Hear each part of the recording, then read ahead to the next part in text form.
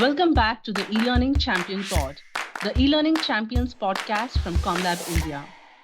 I'm Swapna, Content Manager at ComLab India, and I'll be your host for this podcast. We have been receiving amazing responses for our previous episodes. Thank you so much for your appreciation. And keeping that in mind, we are back with a new podcast today. Before we begin, if this is your first time tuning in, welcome again. This is the eLearning Champion Pod, your home to everything e-learning. Here, we discuss the ins and outs of e learning, learning technologies, and e learning trends around the corporate training landscape. Your success matters to us, and that's why we bring you what matters to you. Today's podcast is on ChatGPT and rapid e learning accelerators and its implications for modern L&D teams. The speed of business and advances in technology just keeps getting faster. Meanwhile, the demands for rapid development are dramatically intensifying. The challenge for L&D teams is to keep pace and continue to produce high quality, engaging e learning experiences. Should we rush to adopt the latest softwares and platforms? Or should we modify our development process?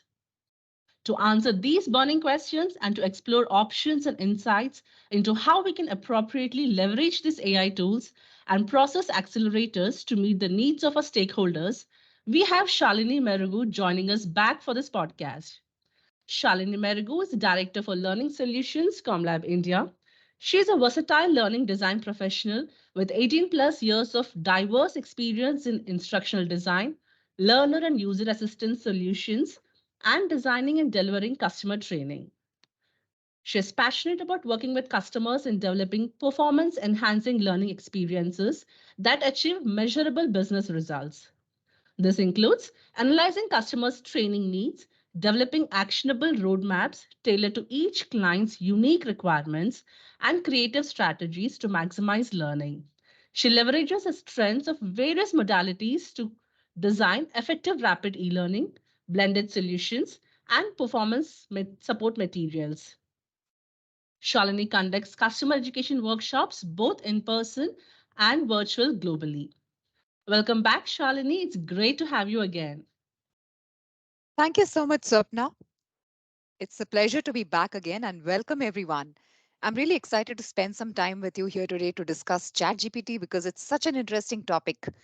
And I also wanted to broaden that a little bit to think not just about generative AI like ChatGPT, but also rapid e learning accelerators. And as Swapna mentioned, what are the implications for those of us here in L&D from different roles but really raring to explore the possibilities with these tools because these at the end of the day are tools that will help us in our jobs, and we can consider how we can accelerate the impact that we make in our organization and for our stakeholders. So we'll be looking at rapid e-learning accelerators, methods to speed up creating online learning like e-learning and microlearning. When stakeholders ask about quick e-learning design, what comes to mind? So it's about being fast, relevant, and delivering information in small, easy to grasp bits for quick learning impact, while also moving swiftly, maintaining high quality, and staying learner centric are essential.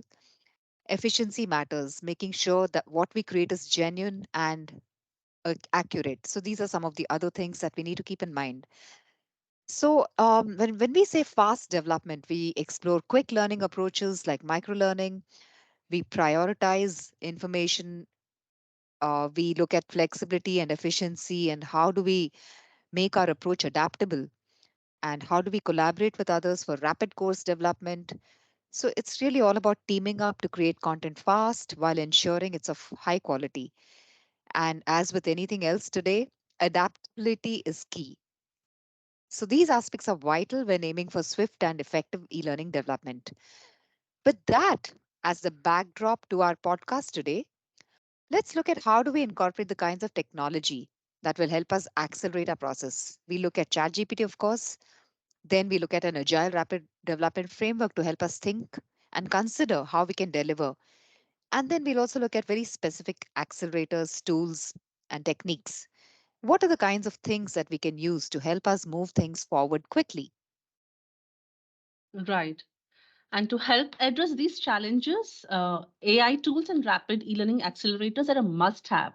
And I think it's worth diving into the details of what ChatGPT can do because it is such an exciting and rapidly emerging technology today. Right. So, when it comes to these tools, we can leverage something like a SWOT analysis, where we consider what are the strengths, what are the weaknesses, what are the opportunities with that technology, and what are the threats that might, arise as a result of using a particular tool. Amazing. SWOT analysis sounds good, Shalini. So, from your perspective, what are the strengths of ChatGPT? Right. So, let's chat about ChatGPT and what it's good at and where it might fall short. Right. So, one of the biggest things is, things to keep in mind is who owns the copyrights, and what about plagiarism? Is the info it gives us up to date and reliable? It's handy for speeding up work and accessing a bunch of information, but what about accuracy? What about bias? Especially when we are digging deep into specific industries. So, accuracy and bias really are on our radar. We need to look at the weaknesses and the strengths in proportion. So, ChatGPT can give us a deep dive, but it might struggle in certain areas. And the lack of citations can make any of us a bit uneasy. Also, we need to be ready for vague or tricky responses that could shake the credibility of the information. And before we really adopt any tool, we need to compare it with other comparable tools. So, in the case of ChatGPT, we have something as simple as Google. Of course, there are its other competitors. ChatGPT has other similar uh, applications which are being used. But what about things like Google Search and Google Scholar? Who owns the work? How do we protect it? So, figuring out the intellectual property really is key. And then understanding the concerns and limits is crucial. So, we need to really explore how to use ChatGPT responsibly while making sure we're not crossing any lines and making the most of what it offers. So, in a nutshell, I think ChatGPT brings some very cool stuff to the table, but we've got to be smart about how we use it. Right. Couldn't agree more, Shalini. That's so true. Let's dive in and see how it can play a role in our toolkit. So, in your perspective, what kind of opportunities do you see in L&D in particular? Well, it starts right from understanding topics to writing scripts, shaking up content. There's a lot to explore. And the first step of content curation, we can get creative with even the course outlines, the glossaries, breaking down long text into smaller bits. And ChatGPT can also help us whip up quiz questions, handle subject matter expert content, and in many cases also beat writer's block.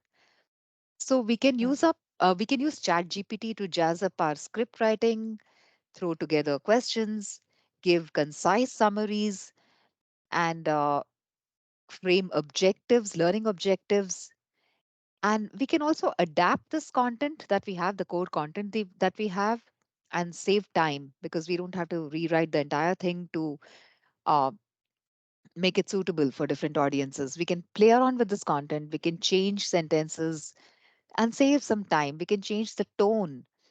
Now, since it gives us the lowdown on concepts, it really acts like a thinking buddy and helps explain tricky stuff in as simple language as you want it to.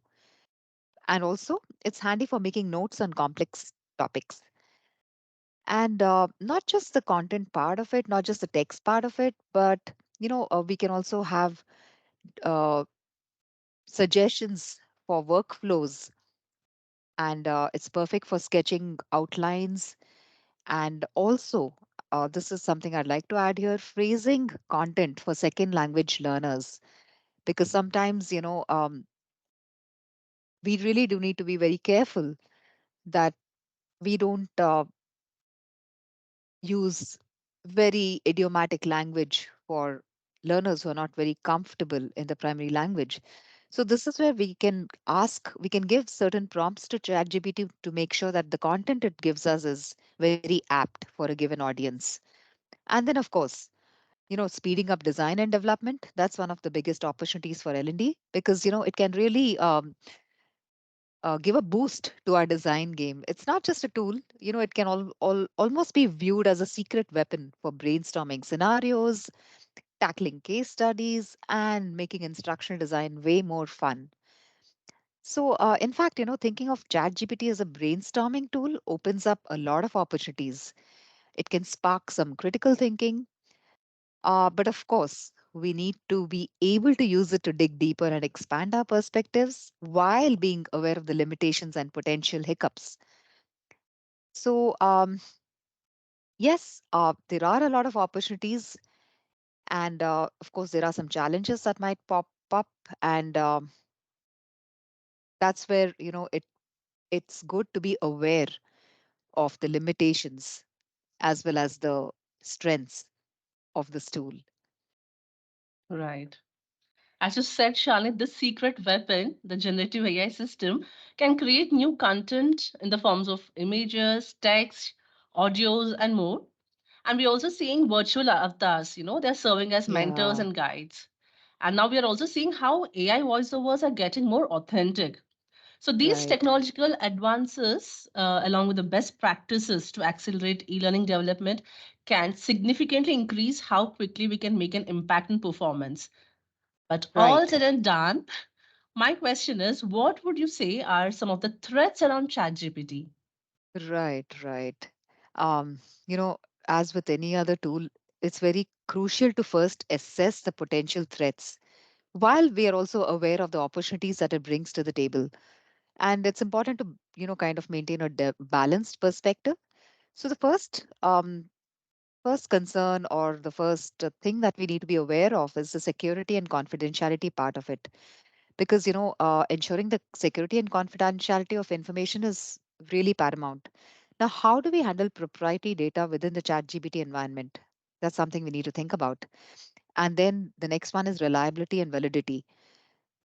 These are critical considerations when it comes to any kind of content. So, how do we preserve these standards while harnessing the capabilities of ChatGPT? And then we come to originality and academic integrity. When generating content, any content really, a question of originality arises. So, how does excuse me, how does ChatGPT impact academic integrity, especially in scenarios where there could be plagiarism concerns? And then, of course, there are other threats to do with cybersecurity and misinformation. How do we prevent over reliance on ChatGPT and safeguard against such potential concerns? Now, one thing that, I think a lot of us also probably have been thinking about is how does, having access to a tool like this impact our own thinking skills? So the integration of ChatGPT really raises questions about its impact on our cognitive processes. How does it influence our own cognitive processes and our own paradigms? And in some instances, does it develop in us an over dependency on such tools? So that is something we need to be on the alert for and make sure Mhm. that we don't lose the human part of the design and development. And then, yeah, I think I mentioned the accuracy and reliability of information collected using ChatGPT. That, of course, could be a concern. Now, that Yes. could be mitigated by triangulating the findings. You need to triangulate the findings from various sources. So the question is, how do we balance insights from ChatGPT with traditional methods like our own research and subject matter expert consultations and fact checking and validation? So it's our responsibility to validate the information collected from ChatGPT to ensure that it is accurate. And another thing is, where maintaining a healthy relationships with stakeholders is key, as every L&D professional knows. Now, when we are using tools like ChatGPT, how do we address inquiries about the origin and credibility of information sourced through such tools? And yes, conducting a SWOT analysis is really essential because I think every team needs to uh, be very aware of this, the doing this kind of an analysis when integrating tools like ChatGPT. And well, as ChatGPT gains momentum, I think what is important for us is to recognize that it's not a static solution, and the conversation around its integration requires continuous evaluation of the output, stakeholder engagement, and a proactive approach to navigating actually not just ChatGPT, but this entire landscape of AI tools. So right, Shalini. From simple to use tools to AI powered tools, today's L&D teams and organizations both are investing in tools that reduce human effort, saving them both time and cost. So I just want to ask you here, Shalini, are there other AI tools that you're currently using or you plan to use soon in support of our L&D functions? Right. I think in some of our previous podcasts, we had touched upon some of the AI powered, AI driven tools. But for Yes. those of our listeners who are here for the first time, of course, we began with ChatGPT, which is a generative AI platform that really kind of was a game changer. And it is easy to use despite its limitations. And I think, on the ground, a lot of us used it to tweak our content to come up with scenarios for all those learning interventions which work best with a scenario driven approach and so on. And then, of course, as I mentioned, there are the counterparts to ChatGPT which are equally powerful. Now, when it comes to graphics, we have Midjourney, which creates graphics with custom prompts. So the key here, as is the case with any AI tool, lies in the kind of prompts we use, whether we are using it for content or whether we are using it for graphics. The output is only as good as the input, and the input is where I think we all have played around with various prompts and we have figured what works. And then we have Canva, creating graphics with custom prompts. Stability AI, which generates and edits images, creates textures, generates videos. And then, as you mentioned earlier, Swapna, avatar based AI videos, the talking Yes. heads. And Synthesia has come up with a wider variety of these avatars that are available. And so has Beyond, which again is a hot favorite among many for many reasons. So, not just does it generate scripts, but also the videos. And then when it comes to assessments, we have Quizbot, a powerful AI driven tool to generate assessments and create custom quizzes.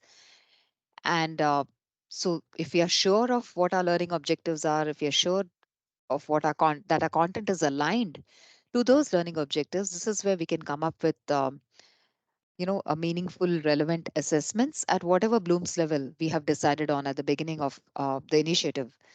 So this is not to say that AI is replacing the role of the instructional designers or the L&D professionals, but we can leverage them because they bring in process efficiencies, and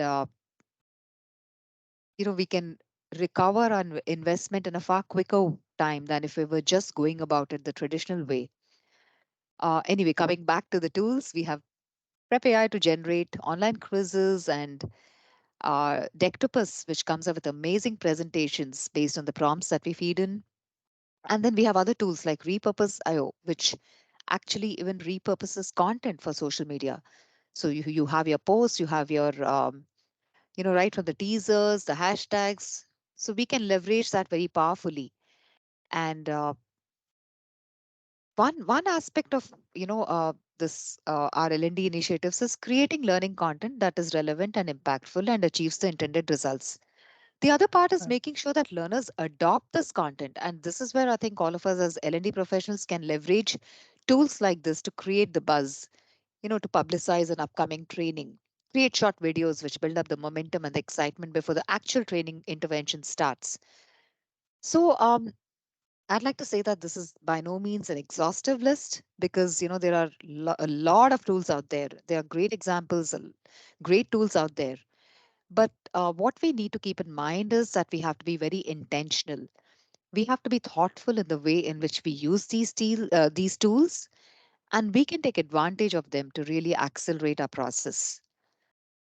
Um, so let me spend a few minutes to see how we can really frame that up. When it comes to our agile, rapid development, how can we really bring our process into focus? So basically, I'd like to start with the opportunity that came about in the first place. Now that came about as a result of a request from a stakeholder, or we have probably uncovered the opportunity just through our ongoing monitoring and analysis of our learners' needs. But that opportunity generates a discussion, and it's in the questions that we ask upfront that we really can accelerate our design and development process. And as quickly as we gather that information, we should be creating solutions so that we are making an impact as quickly as possible. So I think one key metric is speed to impact. How quickly can we make an impact for our stakeholders? If we can have a conversation with them in the morning, ask some really good questions, and then generate our first uh, deliverable or the blueprint of it or a prototype, and then send it out that afternoon, then we are really making an impact for that stakeholder. And they're going to be like, great, what else can we do? What's next? Yes. So the idea is to cycle through this agile rapid process as quickly as possible so that we're asking questions and then we're able to generate a solution. We're able to ask more questions, generate another solutions, and we always want to be thinking about an array of deliverables in terms of how we help people perform. And in fact, that's something that I'm going to talk about in a little more detail. Sure. So, one thing that we need to keep in mind is when we start, is that we want to be very clear about the desired results.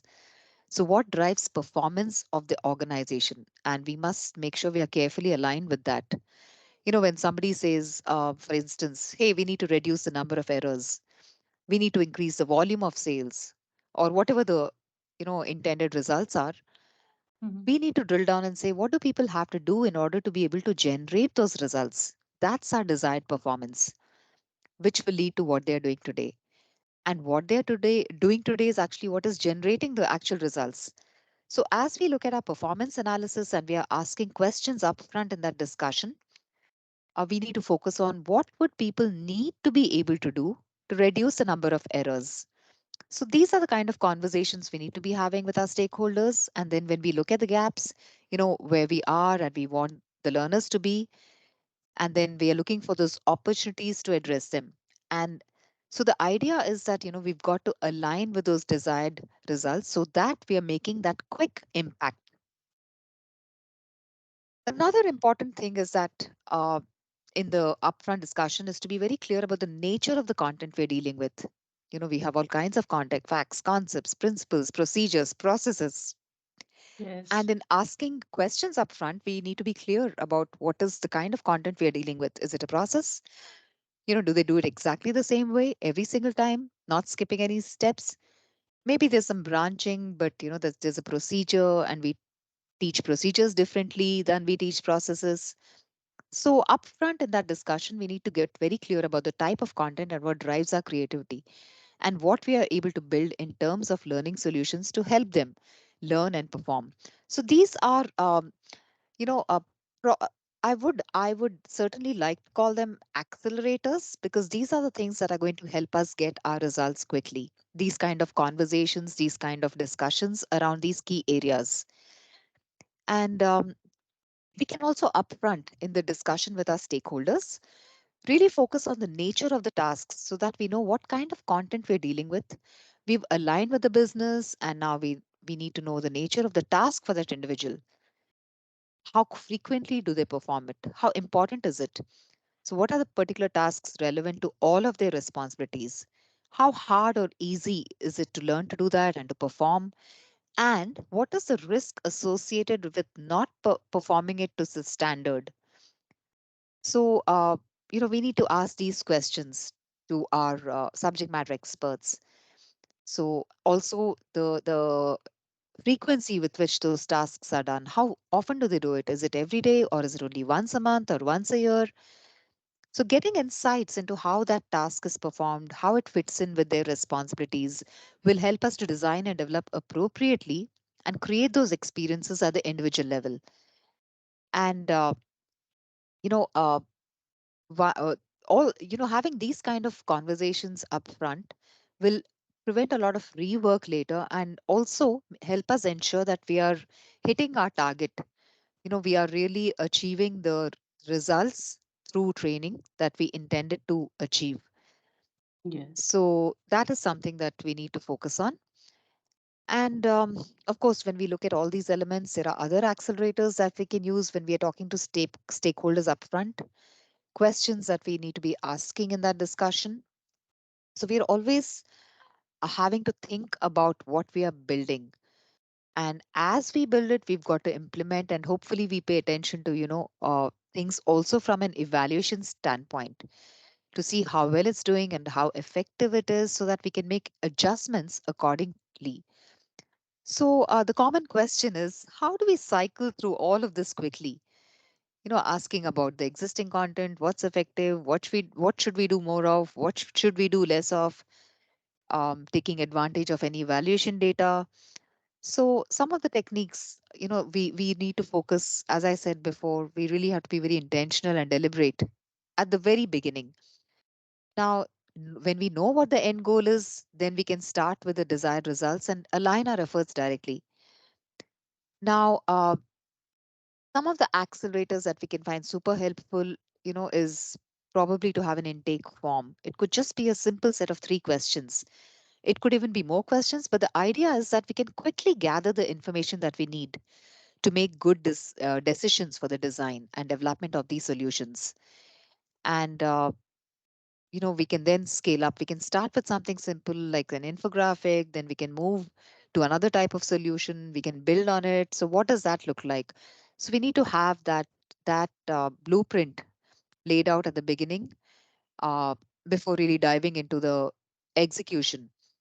So these are some very helpful accelerators, you know, um, having this upfront questioning and good discussion to help us really dive into the implementation. Um, and also, I want to share some of these creation types of accelerators as well. Those were really what I shared earlier were really more to do with the process and what they may look like. Now, when it comes to the creation types of accelerators, to look at what we are creating, I think it's very valuable to think micro. What are some instant things that we can do quickly within hours and days to start making an impact? Then we can expand into something more broad, more macro, and probably look at a blend because blended solutions are really very effective. And we also need to start the advantage with micro is we can also start thinking of how do we use these micro pieces to help our learners reinforce the learning and refresher and reinforcement. These are critical. So we would like, ideally, we should be including all these in the array of solutions that we generate. Right. That was super helpful, Shalini, the details that you've provided. And because we are tending to work uphill a little, there's still a lot of expectations and perceptions around how training should be approached. But historically, it was all classroom based. And Right. thankfully, now we've got lots of tools, AI tools and platforms that we can leverage and to be able to start to blend. And another challenge that you mentioned is definitely just too much information, right? You mentioned earlier curating information is so critical. And the idea is that we need to make sure that we are building things in those small chunks that you talked about, right? Right, right. And of course, one thing we need to keep in mind is one size doesn't fit all. We all have different levels of knowledge and experience when it comes to our learner group. So, how do we configure our array of solutions to accommodate those differences rather than just providing one standard off the shelf kind of a solution? So, if you have one block, it's kind of hard to build. Uh, for example, it's a 5-day classroom, it's a 1-day Mhm. class, and then we try to convert it to a 2-hour e learning. Now, it's going to be really tough if you just look at it as one big block. It's different, it's very difficult to create different learning experiences and to get it more personalized and learner centric. I think it would be very useful to have a set of blocks which we can configure into different experiences. So think about it as little Lego pieces, and the smaller the object that we create, meaning breaking it down into those small pieces, the smaller pieces we have, the more we can bundle them in different ways for different people and different audiences.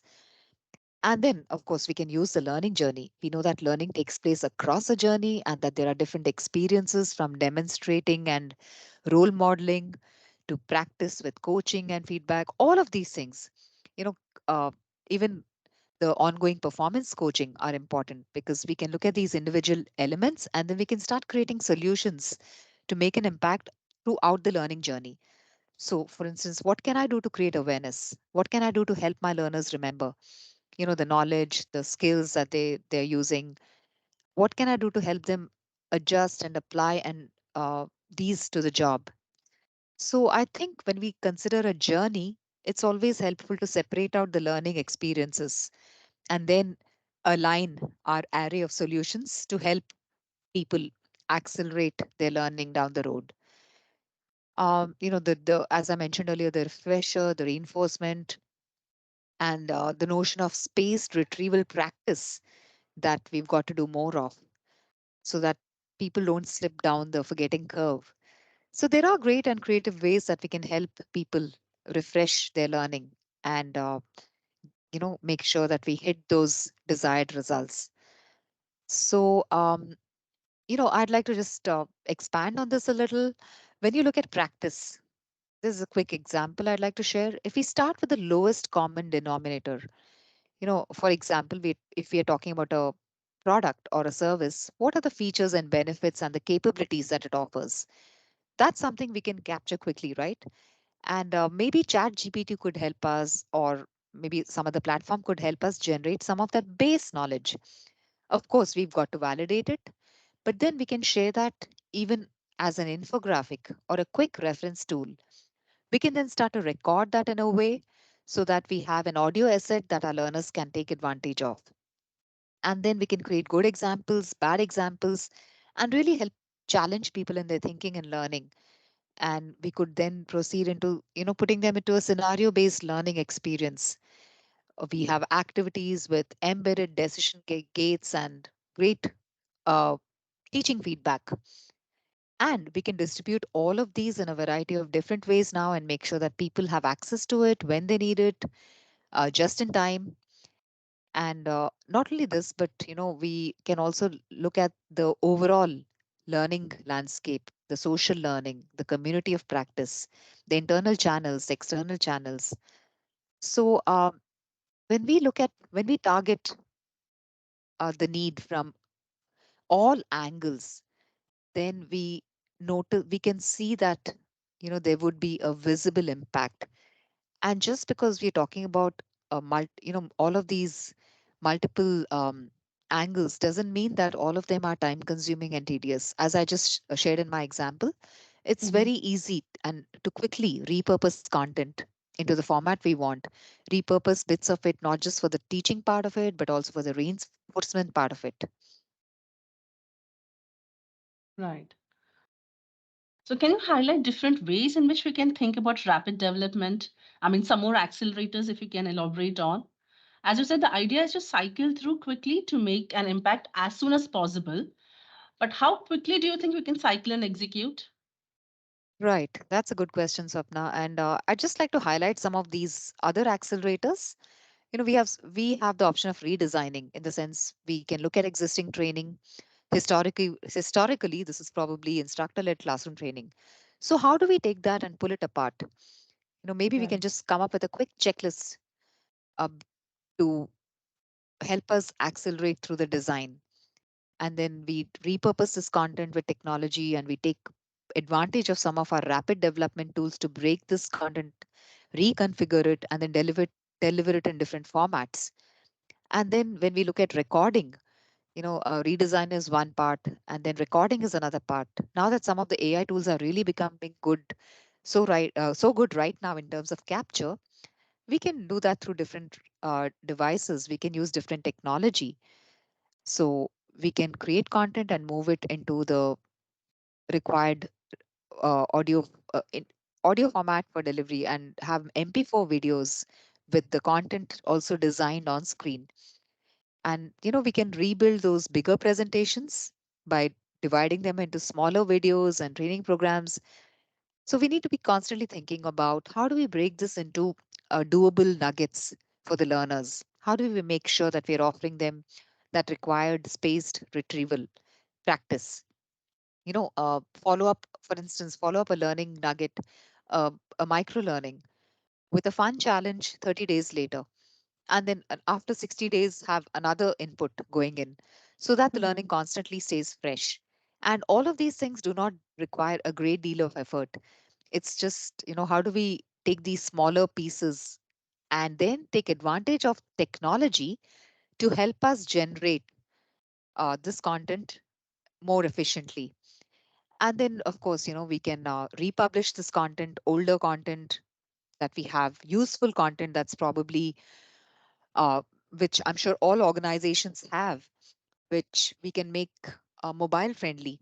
So we can publish this through, we can make sure that our learners can access this through different devices, different browsers, and then we can also take advantage of translations, use closed captioning, full translations, different approaches here. But the idea is to take existing content and then configure it in such a way that people can come in and take what they need when they need it and then go and perform.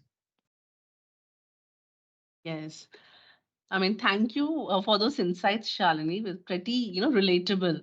And I'm sure it's got our listeners thinking about some of those possibilities with the AI systems and the platforms, like you mentioned, ChatGPT and other AI tools.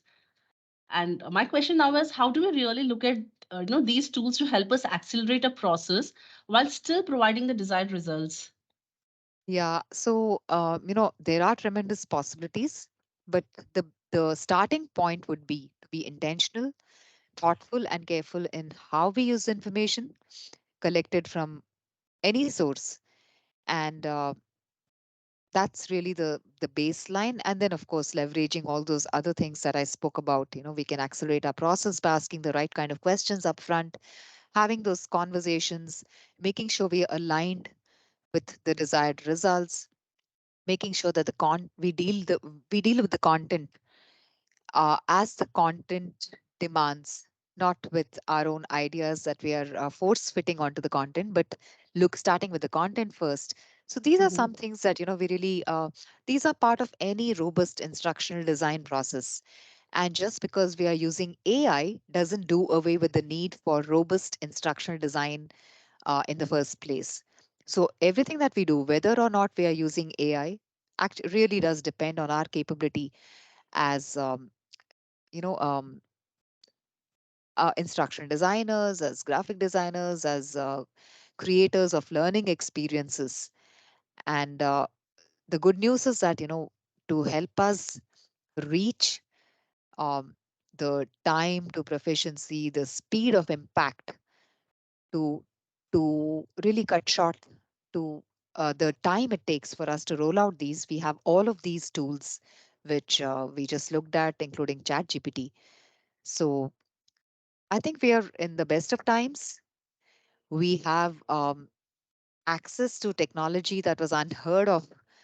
Just a few years back, we wouldn't have imagined how drastically it could change the landscape. And I think the onus really is on us to be aware of what are the tools out there. And as I mentioned earlier, do a SWOT analysis of these tools and see what works for us best. Perfect. So perfectly put it, Shalini. And thank you so much. And I'm wishing our listeners the best with design and development, especially around fun e learning and micro learning opportunities. And while being careful out there, let's take advantage of these AI tools. And thank you for taking the time out and speaking with us today, Shalini. Thank you. Yeah, we look forward to having you again in the future. Thank you so much. And dear listeners, thank you all for listening to us so patiently. And I hope it was beneficial for you too. To learn more about today's topic, visit our website. And if you've enjoyed this episode, let us know. Leave a review or comment whenever you listen to our podcast. We'll love hearing from you. If you have feedback about this episode or would like to suggest a topic for a future episode, email us or visit the contact. If you have feedback about this episode or would like to suggest a topic for a future episode, email us or visit the contact us page at comlabindia.com. Also, for more information on relevant topics in the L&D domain, join us for our virtual event LearnFlux. You can find the details on our website. Thank you for listening to the eLearning Champions podcast. That's all for today's episode. See you next time.